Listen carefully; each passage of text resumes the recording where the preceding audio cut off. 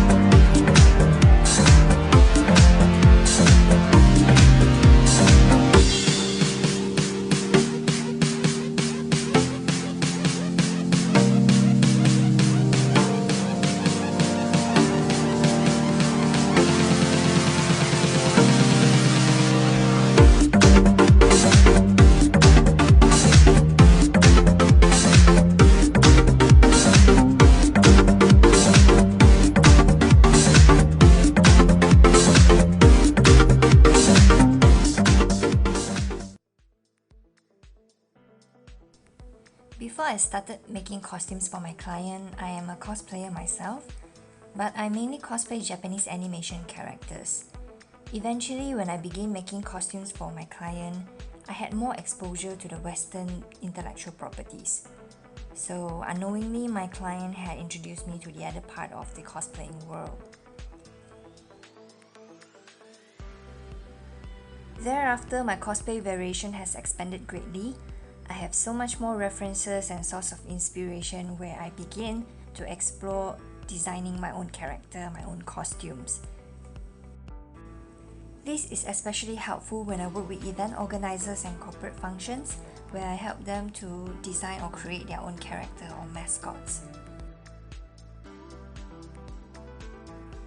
And through all this designing work, I realized that I have very strong interest for historical inspired type of attire, those medieval gowns. And I guess that's why I began to choose this as my personal costuming style. I'm a full-time costume designer as well as the founder of Costurera Haberdashery, or CHAB for short, since 2012. In the beginning, I worked closely with cosplayers to produce cosplay costumes. It was much later in 2014 or 15 that I explored costume making for functions, annual dinners, stage performances, and high fashion sort of attire. In that sense, I get to work closely with local event organizers, one such is Outpost Malaysia, and then there is TGV, Green Film, and Saber Trail, our Malaysia lightsaber designing and manufacturing company. So at the moment, I basically customize all sort of attires except for daily wear. In 2017, I had the opportunity to showcase my own design on stage in the form of a costume fashion show. They were based on Star Wars inspired fashion in conjunction with Star Wars 40th anniversary in collaboration with Samurai Pyramid. It took me over a year to prepare for the show. I've designed 13 sets of costumes based on selected characters from the Star Wars universe. Some of them are Padme Amidala, Princess Leia, Emperor Palpatine himself, and Mon Mothma. I've had my challenges, of course, since it was my first time handling a fashion show and working with a large team of people. But overall, I had fun. I've learned so much from the entire process. And the support I had from my friends and the Star Wars fans from the community, they all meant so much to me at the end of the day.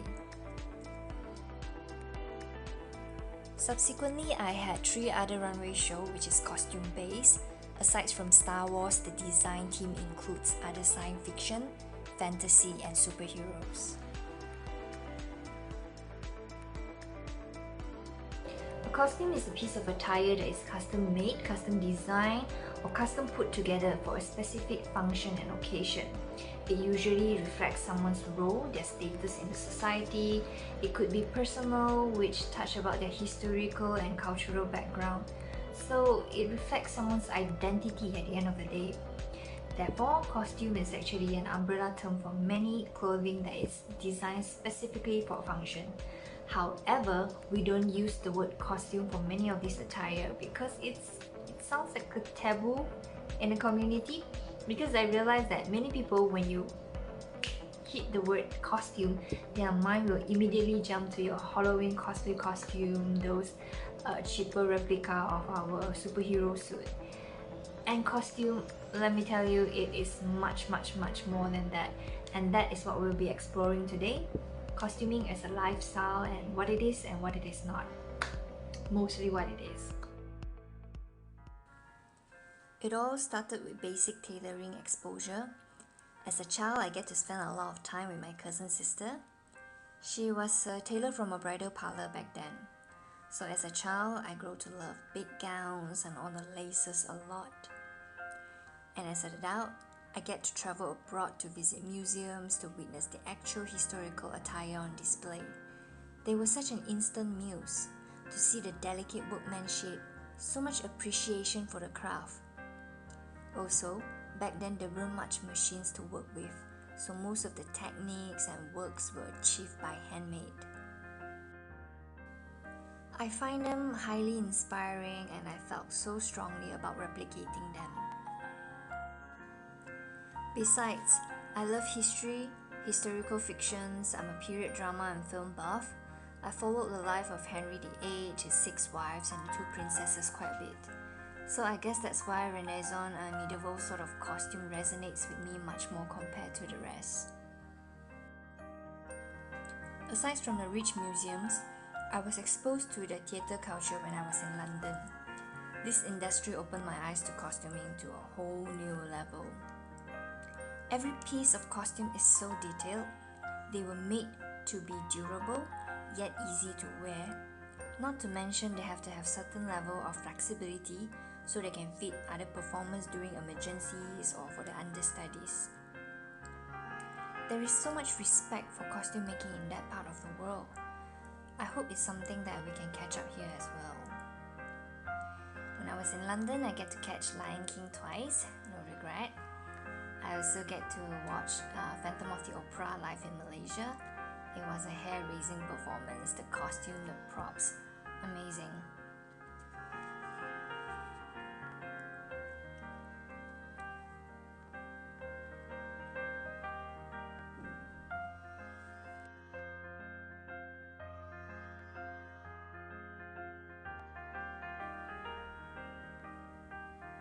Looking at our local theatre, we have our very own Puteri Gunung Ledang musical, a production made popular by Costurera Jacquelina and her team of talented people.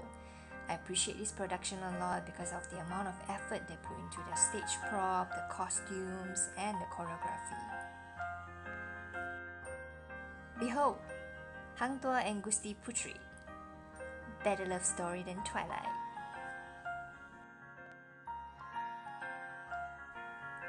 Next, we have an even bigger franchise, which is the filmmaking industry, where costume department plays such a huge role. Every costume gives a sense of era. It depicts the status and the background story of every character. It is so important to set the entire mood of a film. So much thought must be put into designing each item for every character, so nothing is out of place. I think Harry Potter is quite common to the public because the robes and the wands are quite easily available and accessible. But then of course there will be the rest which requires customization, and that's where I come into play. An example here will be Daenerys Targaryen from Game of Thrones. So yep, I hope this sharing session can change your perception about costuming. It's not all about that tacky Halloween costume. I hope everybody realized that in theatre and in your filmmaking, all this film that you love so much, everything that they wear is considered as a costume. Yes, even if it looks like a daily wear, but because it was designed specifically for that film, that function, they are all costumes. That's why in your Oscar award you have like best costume designer instead of best fashion designer or best clothing designer. Costuming is an act of donning a costume that is reflecting your identity and your personal choice. So it could range from fantasy, sci-fi, or historical, any article that you like, gothic, steampunk, and all this is an act of costuming. Cosplay, on the other hand, it's an act of costuming while role-playing a specific character. And usually there's a point of reference for the costume design as well as the personality of the character itself. Costuming is the act of donning an attire as yourself, which you deliberately put together for a special occasion. It is not something that you will usually wear, but it contains unique elements which differs from your common daily wear.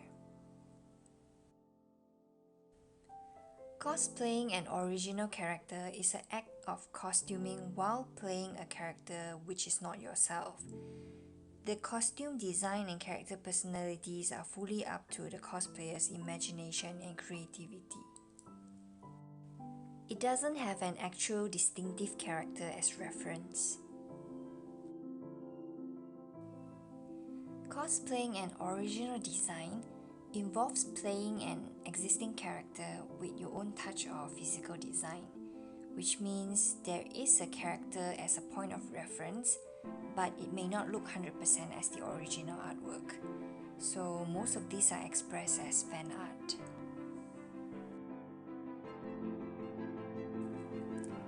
And then there is cosplaying in its purest form, where there is clear character personality, trait and design that a cosplayer replicates, which means there's a certain level of accuracy that you have to follow in terms of character portrayal, costume designs and all the details.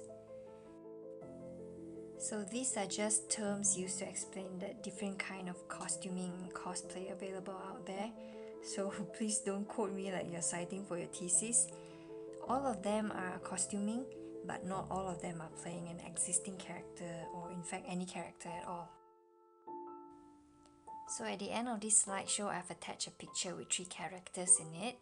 Do take a look and see if you can guess who is cosplaying, who is costuming, and who is cosplaying an original character or original design. And you can share your answer with me as comment below. Another part of the world, costuming is actually a specialization. It's like how you had your medical degree here and eventually you explore into gynecology, oncology, neurology. Frankly speaking, costuming seems to have a greater prospect in certain part of the world. Graduates of the costuming department actually have more career options. Some of them works in the theatre and some works for the film industry, and both this industry can have huge costuming department. And for those who have strong interest in period attire, they can work as curators in museum too, where they help to maintain and sometimes replicate the actual historical costumes. It is actually quite a respectable profession. Last but not least, there are also private costume designers such as myself, where we customize costume for client for various occasions. Aside from cosplay, the pop culture play an important role in influencing my designs. I think I watch way too much movie, but I do appreciate film with elaborate costumes. I don't think she's supposed to be here. Are you? As for my interest in period attire, credit goes to all my readings on historical fiction as a child. I focus more on English court drama such as The Tudor and the Entire Family. I do a bit reading on Egypt and Roman mythology as well.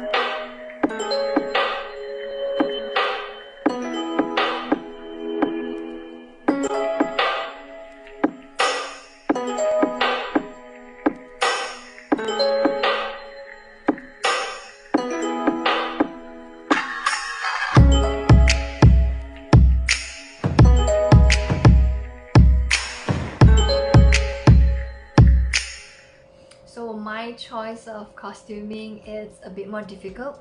I've yet to find a group of people that is interested with that specific era of clothing, of that culture.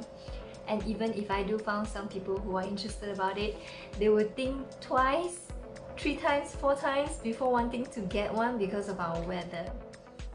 My collection so far consists of gowns, dresses and noblemen wear from the English and French court. I do hope to complete the collection someday and have them displayed in exhibition. This is in hope to gain interest and also to expose the historical costume as a culture to the public. In recent years, there seems to be a movement to popularize Hanfu again in China, and we do have a small group of Hanfu enthusiasts locally. The interesting part about Hanfu is the fact that there is various versions of it based on different dynasty, and because of that, people have more choices, either the more elaborate version or something that is simpler that you can wear it as your daily wear. My personal favorite is the royal attires from the Qing dynasty. There is something powerful about the representations. In 2019, I had the opportunity to produce and direct a period drama. We also won the Best Glitz and Glamour Award in the Short and Sweet Malaysia. So it's quite encouraging. I will attach the link to the short film, please do check it out. We do try our best with the setting and costumes to promote the authenticity of the period. Another group will be Yukata, which we often see during Bonodori. I've made a hanbok for myself that is based on Kingdom. I was inspired by the movie. I love movies that is so... I enjoy watching a movie that depicts a certain period and they focus and they pay a lot of attention to their costuming because it is so important to reflect the era of the film itself. So I cannot imagine if you... Can you imagine a lot of the ring and then they are wearing a t-shirt and jeans? I realized that a lot of people have interest in dressing something that is not their daily wear. Okay, like given that we ignore the whole lazy issue and also availability issue, where do I get them, where do I find them? Okay, if all this is readily available to you, I realized that a lot of people are very shy to explore it, very shy to express themselves, because if I were to wear what I wear and imagine you're wearing that and go out, usually it will attract attention and some people are not comfortable with it. And of course, some people might have unkind words to say. See it as a hobby, if not a lifestyle. It is something that you do so that you can feel happy and have fun during your free time. It is something that you put effort in, just like any other hobby. For example, an artist putting effort into their drawings or paintings and then to be shared around. Likewise, you put effort into dressing up, you become the canvas of your art. And not everyone has the skill to do it, let alone have the courage to express themselves beyond societal norm. So be proud of it. I remember when we had the film Kingsman. So I realized during that period of time, you have a lot of gentlemen who actually suit up. Suddenly umbrella become the thing, and then those big square glasses become the fashion. And you can see all these gentlemen hanging around having lunch and all together. So it's actually very nice to look at. So it's quite interesting, but maybe these are something that is more acceptable because it's closer to our modern, suit and tie is something that modern people still wear this day. So whereby mine it's a bit difficult, but it's okay. Maybe not here, but who knows, sometimes if I get to travel abroad, I can bring it with me. Usually it's a small group of people that gather together. They will arrange for a specific date and time to meet somewhere, to have their high tea or dinner or gather or have their little dance. Or just meet up with people that share the common interests. Sometimes people cannot accept it. Like a lot of people likes to also associate costuming specifically on cosplay, and because it's related to cosplay, a lot of people who are not exposed to the culture will also think that it's very childish. you're delusional, you're not grounded, you're living in your fantasy, which is fine, because you have your job or you go to school every day, that is your norm, you do that. But outside of it, it's like a hobby. You're just escaping from reality for a short while. I know there are some costumer in another part of the world, it's their entire lifestyle. It's their 24/7, that is what they do. And that's up to them. Like the pin set tailor, he is one of them. And there are also some 24/7 gothics, 24/7 Lolita girls. So that it's more like a complete lifestyle. And for me, it's more like on certain occasion that I just want to escape the norm, the daily norm. This is so muggle.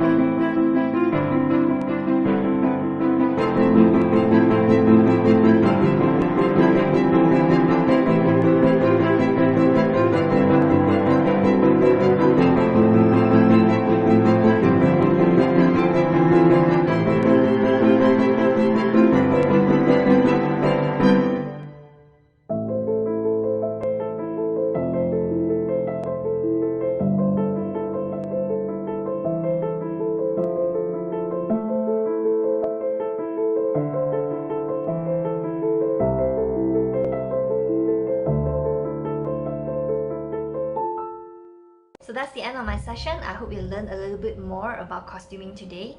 Thank you, Berani Bersama, for having me on your platform.